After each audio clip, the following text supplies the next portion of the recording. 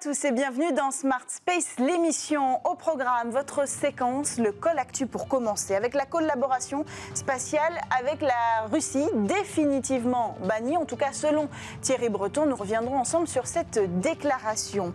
Et puis on parlera aussi du partenariat entre la start-up Flying Whales qui veut ressusciter le ballon dirigeable et le centre spatial guyanais. Et puis bien sûr, votre Col Actu sera dédié cette semaine à la mission DART, une mission hors norme qui consistait à envoyer un satellite s'écraser sur un astéroïde. Et puis dans votre Space Talk, la séquence en deuxième partie de cette émission, on se parle de la folie des lanceurs. C'est une véritable course qui a démarré en Europe pour faire émerger un mini-lanceur réutilisable, celui qui sera capable de s'emparer du gigantesque marché des mini-satellites qui va s'offrir à l'Europe. Pour en parler, Jean-Marc Astorg, directeur des lanceurs au CNES, sera accompagné en plateau de Mathieu Luino, spécialiste espace chez PwC. Allez, on démarre avec le Col Actu sur Bismart.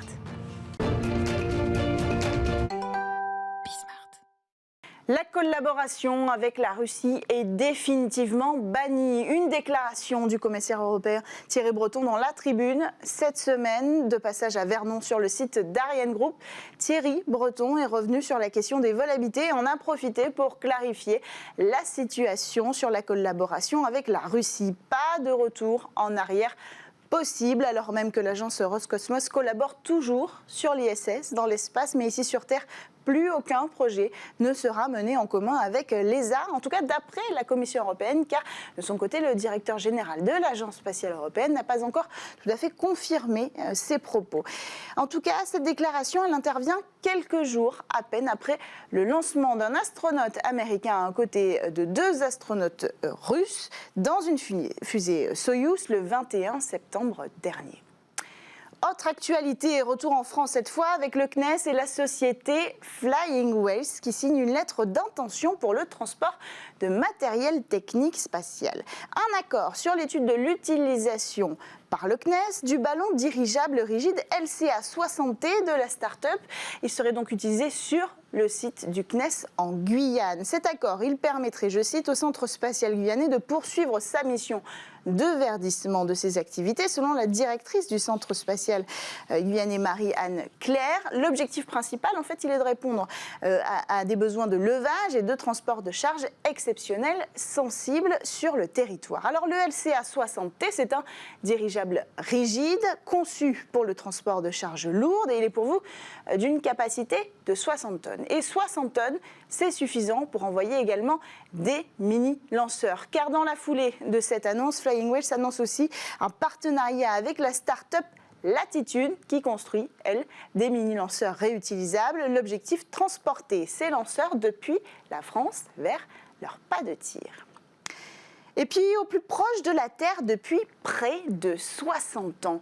Lundi, Jupiter a régalé les astronomes amateurs et professionnels du monde entier. La plus grosse planète du système solaire était en opposition, c'est-à-dire alignée avec la Terre et le Soleil. Mais surtout, cette année, son opposition coïncidait à quelques heures près avec sa plus petite distance avec notre planète, si proche qu'elle était même observable à l'œil nu, à condition évidemment de s'éloigner de la pollution lumineuse. Alors, résultat, des images époustouflantes depuis la Terre, évidemment, mais aussi depuis l'espace. Vous pouvez voir ces images à l'écran. Nous avons aussi des images de la sonde Juno. Allez, on enchaîne avec évidemment la mission DART, mission réussie pour la NASA. Le satellite s'est écrasé avec succès à 22 000 km/h sur un astéroïde.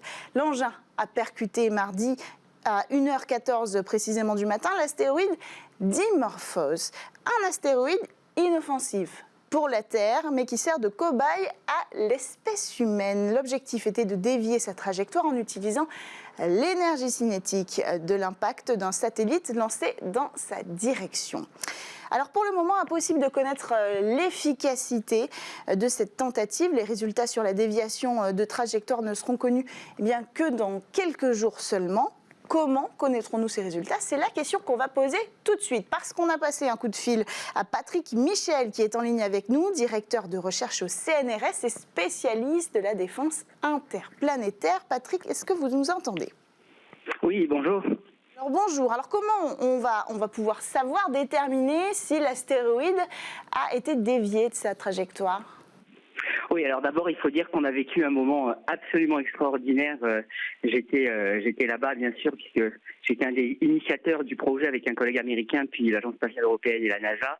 Et d'abord de voir qu'on a réussi à taper dans un objet dont on ne connaissait que la taille, même pas la forme, en arrivant à 23 000 km/h à 11 millions de kilomètres de nous, c'est absolument génial. Ça montre, c'est déjà très positif parce que ça montre que au moins on sait atteindre un objet dont on ne sait pas grand-chose.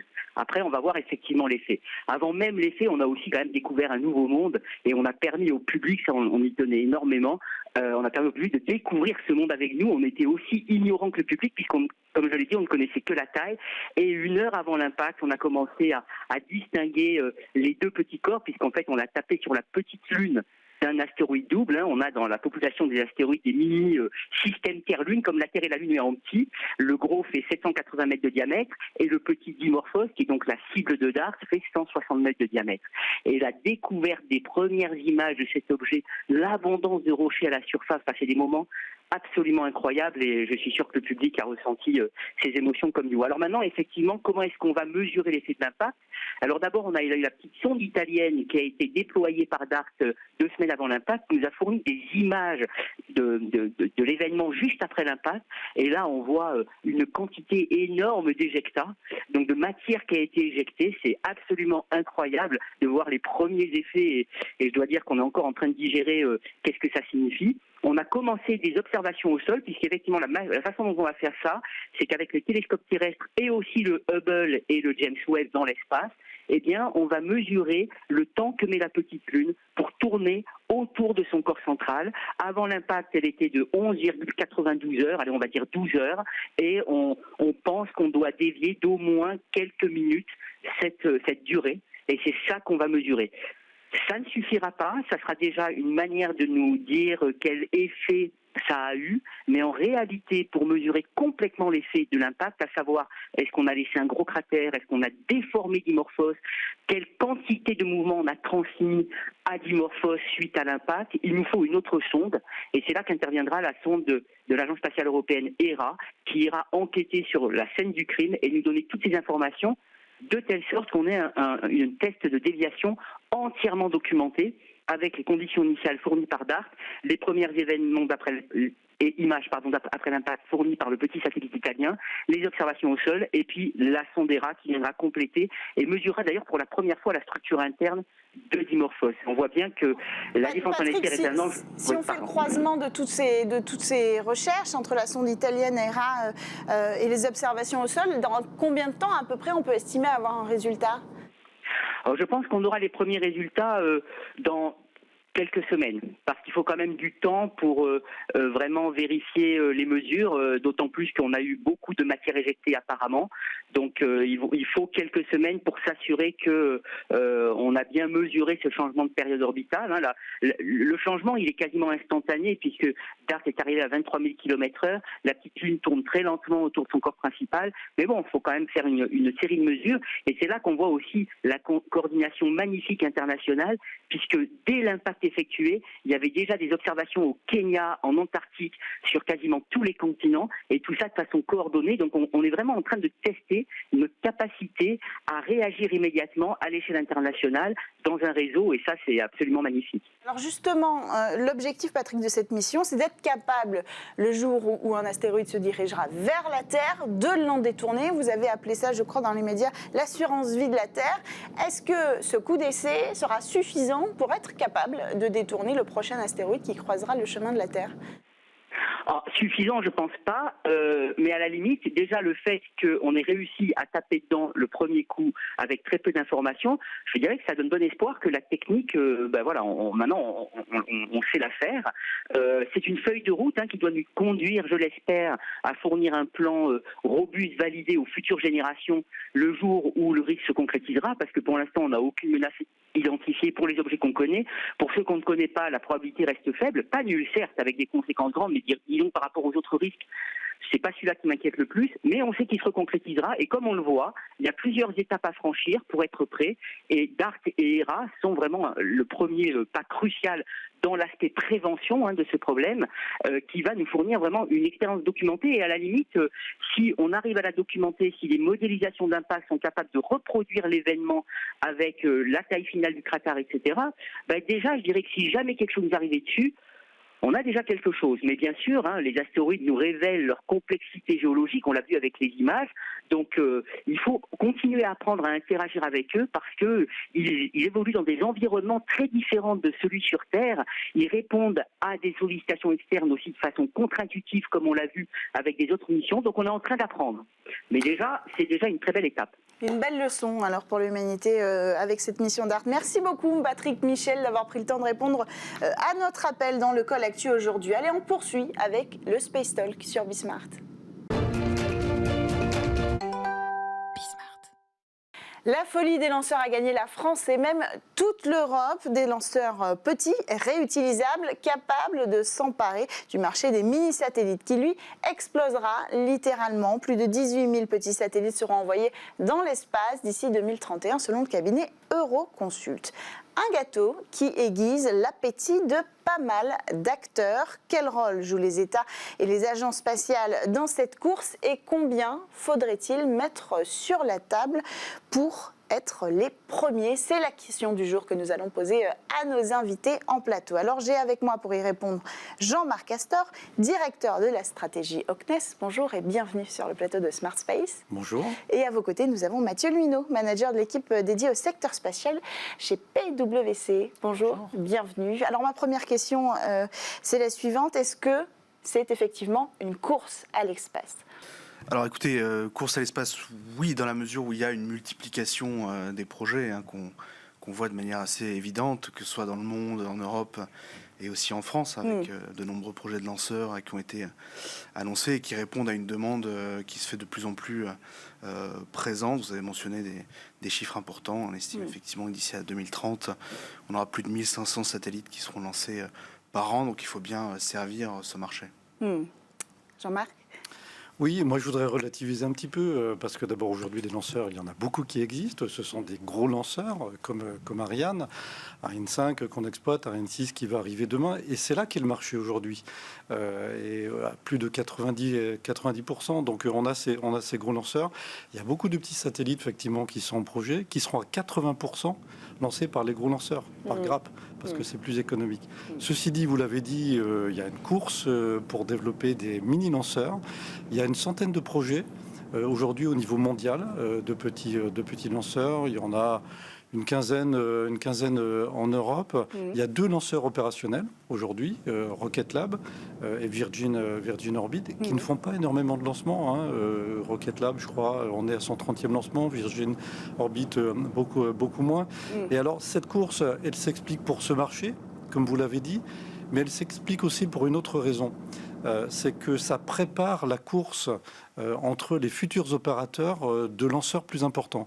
Et on le voit très bien en Europe. Aujourd'hui, en Europe, on a Ariane Espace qui opère Ariane 6 et Vega C. Et demain, on aura peut-être de nouveaux opérateurs. Ces nouveaux opérateurs, ils se préparent en faisant une sorte de course réduite sur une partie du marché, le marché des petits lanceurs, pour ensuite grossir et venir concurrencer les opérateurs d'aujourd'hui. Voilà, c'est ça qui est important, à mon avis, qu'on doit avoir en ligne de mire.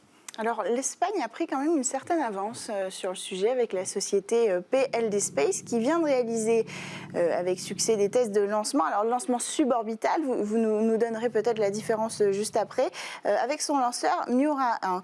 Alors, la première à y arriver en Europe, si on reste sur le sujet en tout cas des suborbitaux, mais même de lancement tout court d'ailleurs sur une mini-fusée réutilisable, c'est quand même surprenant de se dire que l'Espagne y arrive avant, alors que nous, on est plein d'ambition, qu'on a aussi en France cette technologie, ce savoir-faire des lanceurs avec Ariane.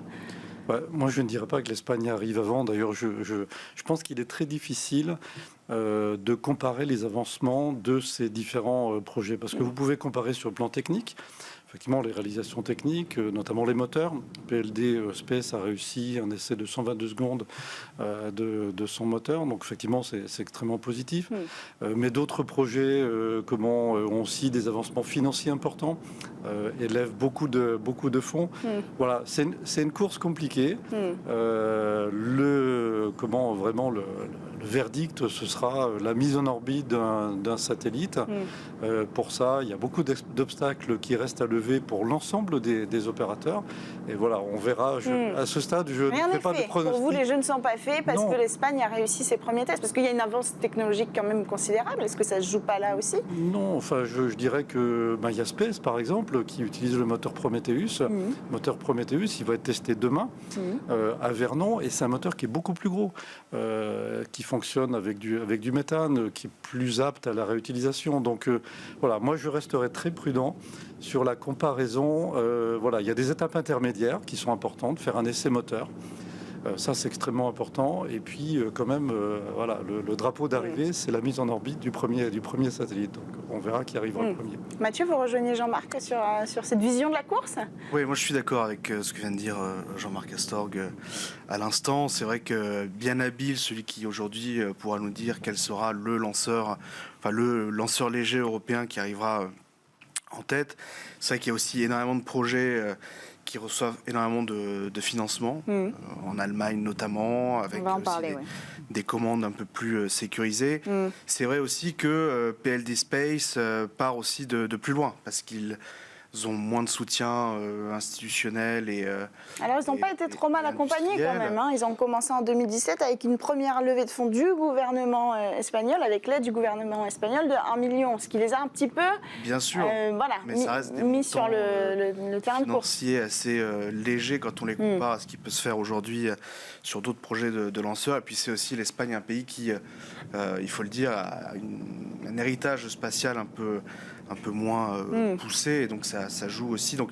Et pourtant, ils ont trouvé des investisseurs, 25 millions l'année dernière, 18 millions en 2017. Alors qu'on cherche encore les investisseurs aujourd'hui. C'est un peu plus compliqué. On a Latitude qui a levé 10 millions, par exemple, ce qui est une belle réussite. Mais si on compare, on se dit que voilà, pourquoi eux trouvent des investisseurs et pas les entreprises françaises? Je crois que les entreprises françaises, notamment Latitude, on levait effectivement des sommes importantes. Au niveau européen, il y a 500 millions d'euros, c'est ce qu'on mesure aujourd'hui à peu près, qui ont été levés d'investissements privés pour les mini-lanceurs.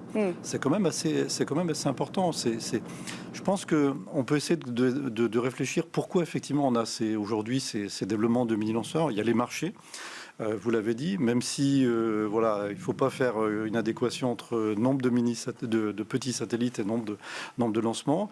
Il y a un intérêt évidemment des investisseurs privés pour le spatial, et ça c'est tout à fait positif pour le secteur. On doit s'en réjouir. Il y a les technologies qui ont évolué, qui sont aujourd'hui plus accessibles. La miniaturisation, le numérique, l'impression 3D, c'est plus facile de faire un lanceur aujourd'hui que ça n'était il y a 20 ans. Et puis il y a aussi l'exemple de SpaceX qui fait rêver beaucoup de monde, beaucoup d'entrepreneurs, parce qu'effectivement il est parti tout en étant beaucoup aidé par la NASA, disons de pas grand-chose, et aujourd'hui effectivement c'est un succès considérable. Donc voilà, il y a beaucoup de gens qui veulent imiter Elon Musk, y compris en Europe. C'est très positif. Au niveau du CNES, on aide toutes ces startups avec un principe d'équité. Au niveau européen, on va accueillir 7 opérateurs de mini-lanceurs au CSG. On rénove le pas de tir diamant historique des premiers lancements qui ont lieu. C'est vrai que ça paraissait aberrant de se dire, avec un avantage pareil pour la France, d'avoir un pas de tir à disposition, il fallait le mettre à profit. On a la meilleure base de lancement au monde, donc c'est normal d'y accueillir ces opérateurs de mini-lanceurs. Oui, donc on en accueille. Réagir. Je voulais juste ajouter qu'il y a un autre facteur qui explique aussi ce développement des lanceurs légers, des micro-lanceurs dont on n'a pas encore parlé. C'est aussi le poids de la demande institutionnelle et militaire, qui est aussi un client intéressé et sans doute privilégié aussi pour ces lanceurs-là, qui va avoir besoin de plus de flexibilité, d'agilité dans les lancements. Et on le voit bien, on a parlé tout à l'heure de Rocket Lab, dont un des principaux clients est en fait l'armée américaine et la DARPA notamment, et qui permet aussi de faire vivre certains projets sous perfusion. Alors on va revenir un petit peu sur le sujet du financement, parce que vous parlez presque de ce départ, c'était l'inspiration aussi de SpaceX, mais on a en France une volonté politique aussi de faire grossir cet écosystème spatial. L'année dernière, on a annoncé 1,5 milliard pour le secteur spatial français, c'est le cadre du plan France 2030. On va revenir sur le détail de ce financement, mais d'abord j'aimerais savoir, est-ce que c'est cet engouement politique, cette prise de conscience aussi de l'intérêt du secteur spatial pour l'économie française, ou est-ce que c'est ces cas pratiques aux États-Unis qui ont inspiré cette nouvelle génération de start-up ? Est-ce qu'on est capable de le dire, ça ? Je crois que c'est un peu des deux, très clairement. À partir du moment où il y a des success stories qui existent aux États-Unis notamment, que la France annonce un plan d'investissement massif dans le domaine spatial, 1,5 milliard d'euros sur 5 ans, dont une partie ira justement à la stimulation du développement des mini-lanceurs. Voilà, ça donne des idées, des ambitions à beaucoup d'entrepreneurs. Et moi, je trouve que c'est quand même extrêmement positif de voir ces jeunes, et moins jeunes d'ailleurs, parce qu'il y a aussi des anciens du CNES, de l'industrie, qui rejoignent ces startups, qui ont beaucoup d'ambition et qui vont finalement relever le défi du développement des lanceurs de demain. Donc c'est vraiment les deux qui ont joué, à mon avis. C'est 1,5 milliard. Comment ils seront répartis pour les acteurs du secteur spatial ? On en a déjà parlé sur ce plateau, mais c'est important de préciser la part pour les lanceurs. Alors sur les lanceurs, il y a un certain nombre d'appels à projets aussi qui seront lancés. Là, il y a eu un appel à projet avec l'expertise technique du CNES et l'expertise davantage financière de la BPI, qui a permis notamment à deux acteurs, donc Altitude et Hyperspace, d'être lauréats finalement de financement qui peuvent aller de 400 000 euros à 1,5 million d'euros et qui sont importants parce qu'ils permettent aussi de concrétiser un certain nombre d'études techniques qui permettent de poursuivre le développement vers l'aval de ces projets.